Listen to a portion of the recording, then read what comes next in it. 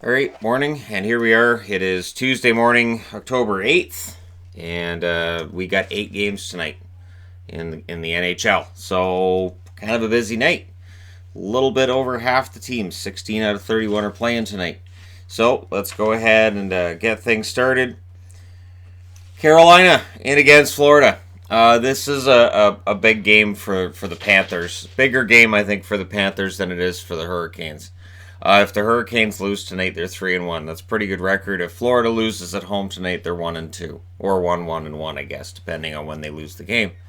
Carolina overall has had an amazing start. They're trying to just keep that going right now. Like I said, 3-0-0. Their leading scorers: Dougie Hamilton with a goal and 3 assists. Svechnikov has 4 assists. Haula has 3 goals, and Teravainen rounds things out with 3 assists. Power play goals: Haula has 2. Hamilton and Neches have power play goals as well. Game-winning goals: Slavin and Gardner. If you're wondering why there aren't 3 players up there or 3 different goals up there, it's because one of those goals was a shootout goal, and the shootout winner doesn't count as a game-winning goal for some reason. Leading scorers for the 1-1 Florida Panthers: Hoffman has 4 goals. Trocheck, a goal and an assist. Huberdeau, 2 assists. Ekblad, 2 assists. And Connolly, new member of the Florida Panthers, 2 assists for him as well. Power play goals: Hoffman has 2. Game-winning goals, and that's Hoffman as well. So he is basically their offense so far this year. Starting goaltenders, no confirmation with Carolina. I would imagine Mrazek here. Bobrovsky will be starting for Florida. The thing is, you could go with Mrazek, or since Reimer played for Florida last year, you could go for Reimer with the idea that, well, he's playing against his former team. There's an inspiration there. I don't know. I anticipate a lot of offense in this one, which is pretty standard at this time of year, considering the way that the game is so wide open. Defensive structures start showing up around the start of November, it would appear. All right, next up. The Oilers in against the New York Islanders, and of course, the times you see above each game, or between each teams at the start of at the top of the board, is in Eastern time, right here, 7 p.m. Eastern, 7 p.m. Eastern as well. The Islanders and the Oilers in the battle of orange and blue. The Oilers, of course, 2-0. The Islanders 1-1. This is the kind of test I want to see for Edmonton before I'm going to say, all right, these guys are for real, and this might go somewhere. I wanted to see them playing against a team that wasn't Vancouver or LA, because while I cheer for Vancouver, I admit they're not exactly a contender yet. So McDavid with 2 goals and 3 assists is the leading scorer for Edmonton.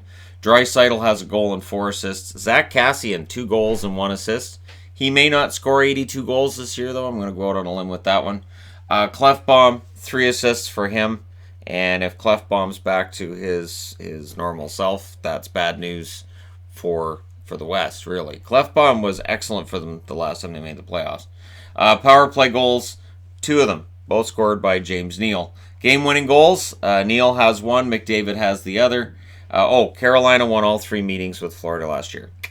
Forgot to mention that. In the matchups between these two, the Oilers and the Islanders split the season series last year. Leading scorers for the Islanders: Beauvillier with a goal and 2 assists for them. Devon Taves with a goal and an assist. Bailey with a goal and an assist, and Komarov has 2 assists for the Islanders. Power play goal: Bailey is the one that has the power play goal they've scored so far this year, and Brock Nelson has a game-winning goal. Varlamov is listed as likely for the New York Islanders, so we'll see how things go between them, but I anticipate a pretty good game. And again, if the Oilers want to show, all right, this season's going to be different, this is where it starts. It starts with the trip to the East Coast and not getting beat around like sometimes teams from the Pacific can have happen when they go to the East Coast. But yeah, that should be a good one. I'll definitely keep an eye on. I'm going to keep an eye on as much of the action as I can, of course. Speaking of which, the Winnipeg Jets, who are 1-2, are in against the Penguins, who are 1-1.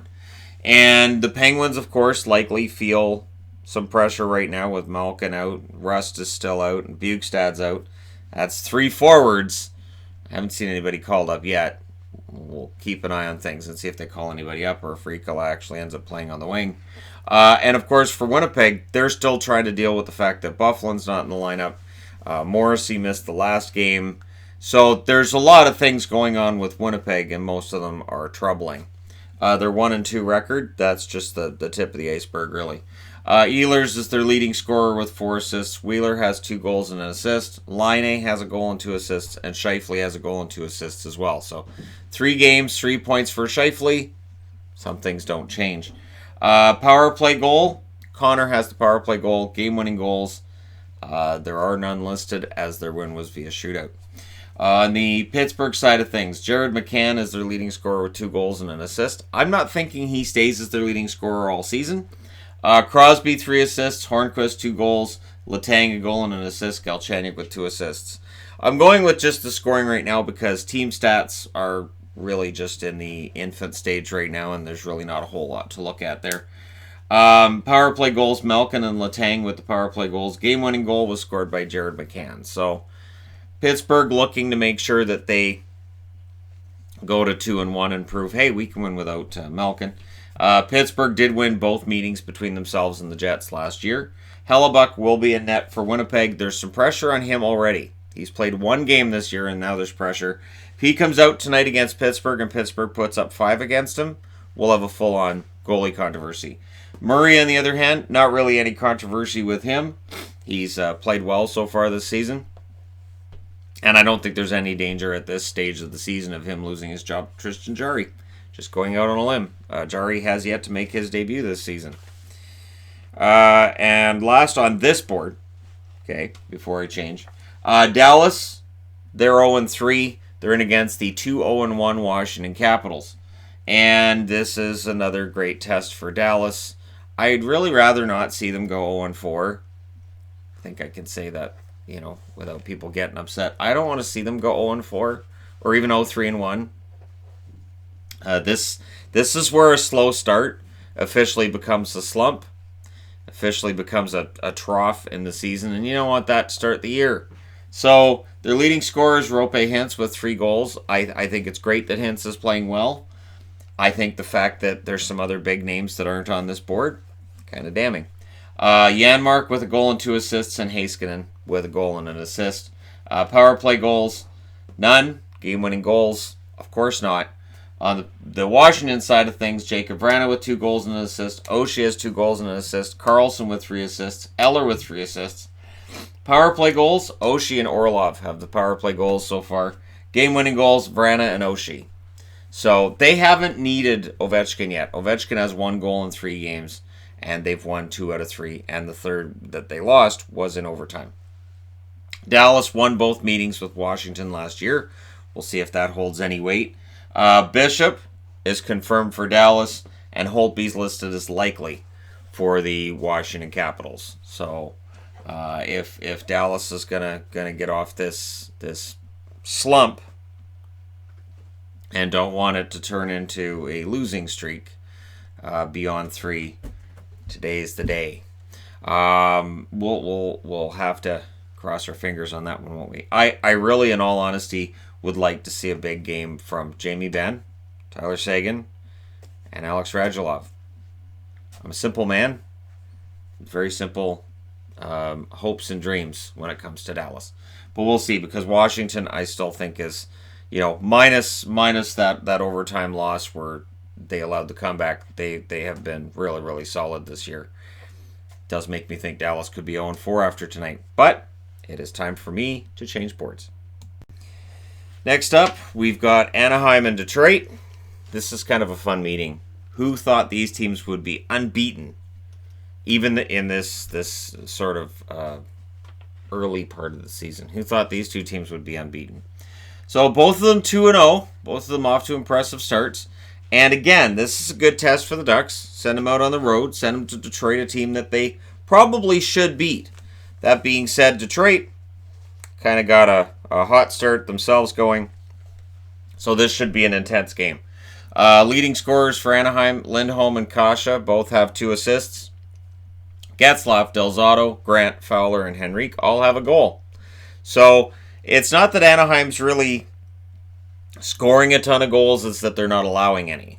So power play goals, 0. Game-winning goals are from Getzlaf and Fowler. There's no confirmation of who's starting.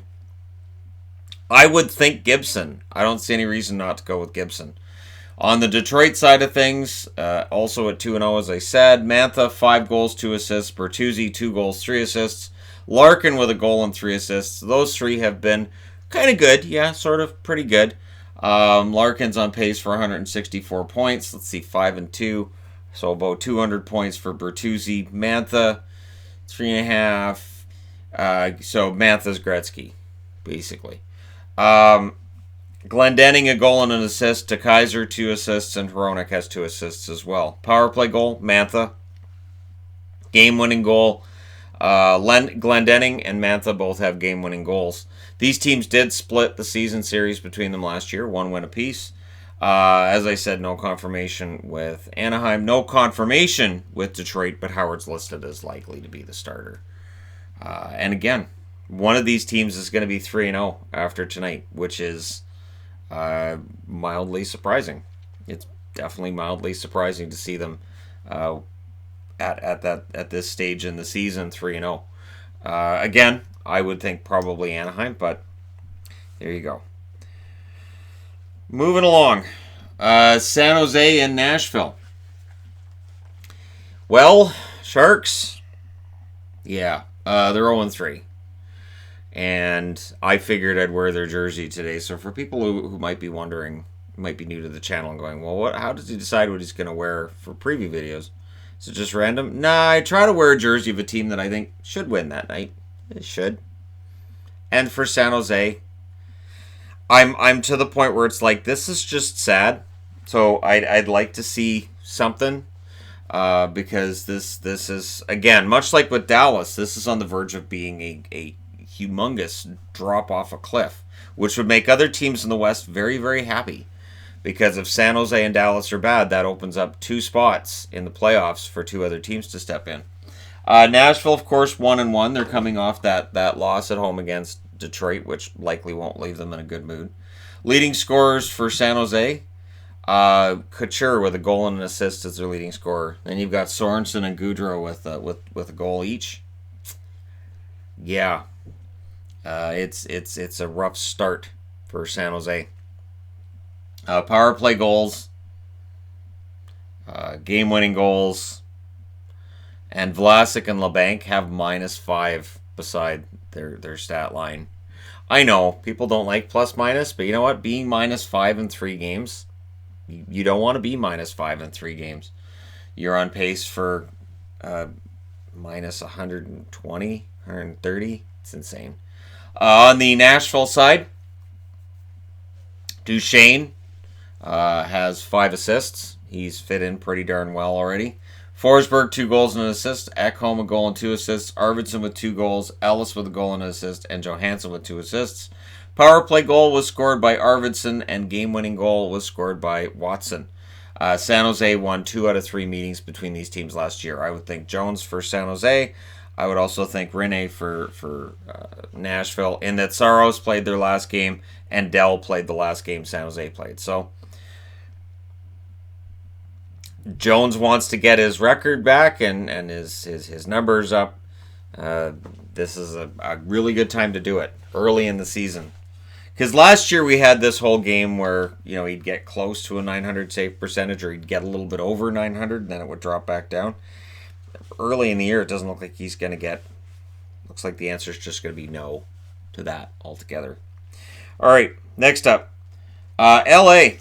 So the Kings, coming off of what was not a bad game against the Oilers. They scored 5 goals. This was a key thing with L.A. was, can they score? Stopping them really wasn't a big problem for them last year overall. Their defense, their goaltending wasn't bad, but scoring was. Now they're in against Calgary, who are 1-1-0, and so this is a pretty decent game here for Calgary. This is where they'll show, all right, so we're still one of the best in the West, or LA will show their back. So Kopitar leads the Kings with a goal and 2 assists. Brown, 1 goal, 1 assist. Lewis, a goal and an assist, and Clifford with 2 assists. Power play goal, Doughty. Game-winning goal, there isn't one. When I think about LA starting goaltending, I would be tempted to go with Campbell tonight, to be honest. On the Calgary side, Johnny Gaudreau, 2 goals, 3 assists. He's off to an explosive start. I don't think he's going to score 200 points, but strange things happen these days. Monahan, 2 goals and an assist. Giordano, a goal and an assist. And Lindholm with a goal and an assist. Power play goals, Monahan and Johnny Gaudreau. Game-winning goal, Elias Lindholm. And they have confirmed Riddick will start. Calgary won 3 out of 4 meetings between themselves and the Kings last year. So, again, if the Kings are going to show our scoring is back and we're back, tonight is probably a good night to do that. And for the Flames, again, this is the Kings. You should get this done. And the Kings, of course, play the Flames tonight. And then tomorrow night they're going to be in Vancouver. Vancouver's home opener.